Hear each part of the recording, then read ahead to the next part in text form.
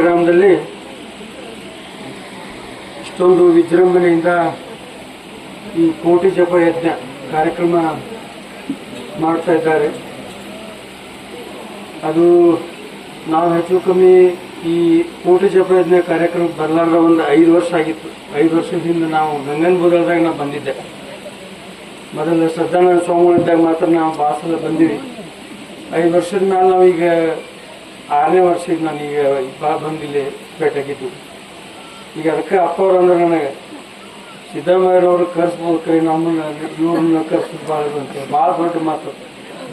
ನಾವು ಅವರಷ್ಟು ದೊಡ್ಡದು ಅಲ್ಲ, ಆದರೆ ದೇವ್ರೇನೋ ಕರೆಸ್ಬೇಕು ಅನ್ನೋದು ಇದೊಂದು ಅಭಿಪ್ರಾಯ ಸದಾನಂದ ಸ್ವಾಮಿಗಳದ ಆಸೆನ ಇತ್ತೋ ಏನೋ ಗೊತ್ತಿಲ್ಲ. ಇವತ್ತು ನಾವು ಇಲ್ಲಿ ಬರಬೇಕು ಅಂತ ಅನ್ನೋದು ಅದ್ರ ಸಂಬಂಧ ನಾವು ಬಂದೀವಿ. ಅದಕ್ಕೆ ಏನೈತಲ್ಲ, ಇದಕ್ಕೆಲ್ಲ ರೀತಿಯಿಂದ ತನು ಮನಧನದಿಂದ ನಾವು ಸಹಾಯ ಮಾಡ್ತೀವಿ. ಎಲ್ಲರೂ ಸುತ್ತಮುತ್ತಲ ಹಳ್ಳಿಯಿಂದ ಬಂದವರು ಎಲ್ಲರೂ ಇದಕ್ಕೆ ಅನ್ನ ಸಂತರ್ಪಣೆ, ಆಮೇಲೆ ಸೋಮವಾರ ಹೇಳಿದ್ರು ಆಗಲೇ ಇದಕ್ಕೆ ಒಟ್ಟ ಯಾವತ್ತೂ ಅನ್ನ ಅನ್ನೋದು ಯಾವತ್ತೂ ಕಡಿಮೆ ಆಗಿಲ್ಲ ಅಂಥೇಳಿ. ಅದು ಮಾತ್ರ ನಿಜ. ಯಾಕಂದ್ರೆ ಇದು ಎಷ್ಟು ವರ್ಷದಿಂದ ನಡ್ಕೊಂಡ್ ಬರುತ್ತಲ್ಲ, ಪ್ರತಿ ಸಲ ಬಂದ್ರು ಇನ್ನು ವರ್ಷ ಹೆಚ್ಚಾಕತ್ತ ಕಡಿಮೆ ಆಗೋದಿಲ್ಲ. ಯಾರೋ ಬಂದ್ರು ಹಂಗ ಉದಾಹರಣೆನೇ ಇಲ್ಲ. ಇನ್ನು ವರ್ಷ ಹೆಚ್ಚಾಕತ್ತದ, ಕಡಿಮೆ ಅಂತೂ ಆಗೋದೇ ಇಲ್ಲ. ಅದೊಂದು ಭಯಂಕರ ಸಂತೋಷದ ಸಂಗತಿ. ಈ ಸೋಮನಕೊಪ್ಪದ ಗ್ರಾಮದ ಬಗ್ಗೆ ಅಪ್ಪ ಹೇಳಿದ್ರು, ನನಗದು ಗೊತ್ತಿದ್ದಿದ್ದಿಲ್ಲ. ಇಲ್ಲಿ ಮಾಂಸಾಹಾರದ ಬಗ್ಗೆ ಇದ್ರ ಬಗ್ಗೆ ಒಟ್ಟ ಇಲ್ಲಿದು ಇಲ್ಲ ಅಂತ ಹೇಳಿ ಒಂದು 50,000 ರೂಪಾಯಿ ದಂಡ ಕಟ್ಟ್ಯಾರ ಅಂತ. ಅಂಥದ್ದೊಂದು ಯುನಿಟಿ ಇರೋದು ಭಾಳ ಕಡಿಮೆ. ಈಗ ಯಾವ ಊರೂ ಯಾವ ಗ್ರಾಮಗಳನ್ನೂ ಹಂಗೆ ಉಳಿಲಿ.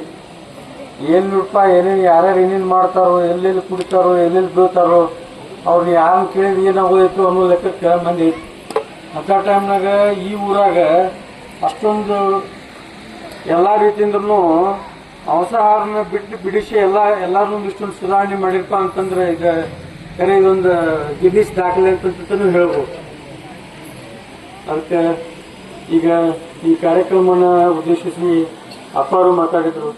ಆಮೇಲೆ ನಾವೆಲ್ಲ ಈಗ ಪ್ರವಚನ ಕೇಳಿದ್ರಿ. ಎಲ್ಲನೂ ಅದನ್ನು ಮನದಟ್ಟುವಂಗೆ ಎಲ್ಲರೂ ಅವ್ರ ಮನದಾಳದಿಂದ ಏನು ಮಾತುಗಳು ಬಂದಾವಲ್ಲ ಅವನು ತಮ್ಮ ಜೀವನದಾಗ ಅಳವಡಿಸ್ಕೊಂಡು ಅದ್ರಲ್ಲಿ ಏನೋ ಒಂದು ಅರ್ಥ ಇರ್ತೈತೆ.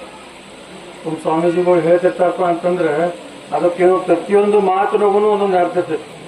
ಅದನ್ನ ಕಿವಿ ಒಟ್ಟ ಬೇರೆ ಕಿವಿಯಾಗ ಹೋದ ಸಾಕದ. ಅದನ್ನ ಮನುಷ್ಯ ಸುಧಾರಣೆ ಮಾಡ್ಕೊಳಕ್ಕೆ ಎಷ್ಟೋ ಅವಕಾಶಗಳು ಇರ್ತಾವೆ. ನಾವು ಎಷ್ಟೋ ತಪ್ಪುಗಳು ಮಾಡಿರ್ತೀವಿ, ಎಷ್ಟೋ ನಾವು ಮಾಡಿವಿ ಅಂತಂದ್ರೂ ಸಹಿತ ಈಗ ಅವ್ರ ಮಾತುಗಳನ್ನ ಕೇಳಿ ನಾವು ಸುಧಾರಣೆ ಮಾಡ್ಕೋಬೇಕು. ಆ ಸುಧಾರಣೆ ಮಾಡ್ಕೋಬೇಕಂತಲೇ ಇವೆಲ್ಲ ನಾವು ಇಂಥ ಕಾರ್ಯಕ್ರಮಗಳು ಮಾಡ್ತಾರ, ಇಂಥವೆಲ್ಲ ಫಂಕ್ಷನ್ಗಳು ಮಾಡ್ತಾರ. ಇವೆಲ್ಲ ವರ್ಷ ಮಾಡೋದ್ರಿಂದ ನಾವು ಹೆಂಗ ಇಲ್ಲಿ ಕೇಳ್ತೀವಿ ಮತ್ತು ನಾವು ಹೊಳ್ಳಿ ಅದನ್ನ ದಾರಿ ಹಿಡಿದೀವಿ ಅಂತಪ್ಪ ಅಂತಂದ್ರೆ ಇದು ಉಪಯೋಗ ಆಗೋದಿಲ್ಲ. ಅದಕ್ಕೇನೈತಲ್ಲ, ಈಗೇನು ಸ್ವಾಮಿಗಳು ಏನೇನೆ ಎಲ್ಲ ರೀತಿಯಿಂದ ನಿಮಗೆ ಪ್ರವಚನದಾಗ ಏನೇನು ಹೇಳಿದ್ರಲ್ಲ ಅದನ್ನ ಒಂದು ಸ್ವಲ್ಪ ಕಿವಿಯಾಗಿ ಇದು ಇಟ್ಕೊಂಡು ಮನುಷ್ಯ ಸುಧಾರಣೆ ಆಗಲಿ ಅಂತ ಹೇಳಿ ನಾನು ಮಾತು ಮುಗಿಸ್ತೀನಿ.